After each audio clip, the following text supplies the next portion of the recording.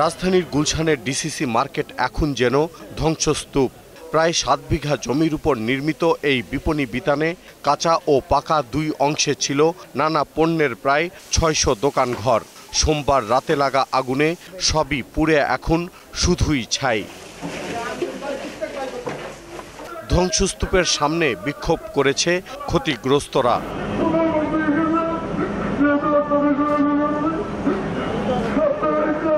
ঘুরে দাঁড়াবেন কি করে, সংসারই বা চলবে কি করে, তা নিয়েই এখন চিন্তিত তারা। একটু সুতা পর্যন্ত আমি বাইর করতে পারি না, সব জ্বলে আশাই হয়ে গেছে।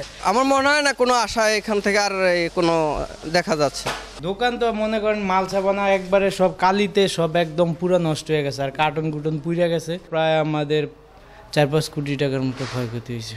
এমন অবস্থার মধ্যেই উত্তর সিটি কর্পোরেশন ও ফায়ার সার্ভিসের 7 সদস্যের যৌথ তদন্ত কমিটি ঘটনাস্থল পরিদর্শন করে। পরে এ নিয়ে কথা বলেন তারা। এখানে যারা নাইট গার্ড ছিল, যারা কেউ যদি বিল্ডিংয়ে রাতে যারা ছিল এবং আশেপাশের যারা, তাদেরকে জিজ্ঞাসাবাদ করব, মার্কেট কমিটির সাথে কথা বলবো, সকলের সাথে কথা বলে তথ্যের ভিত্তিতে এই এলাকায় যদি সিসিটিভি ফুটেজ থাকে এ সকল তথ্যের ভিত্তিতে আমরা তদন্ত কার্যক্রম করব।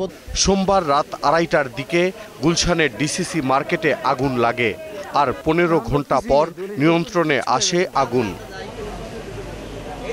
দীপু সারওয়ার, 21 টেলিভিশন, ঢাকা।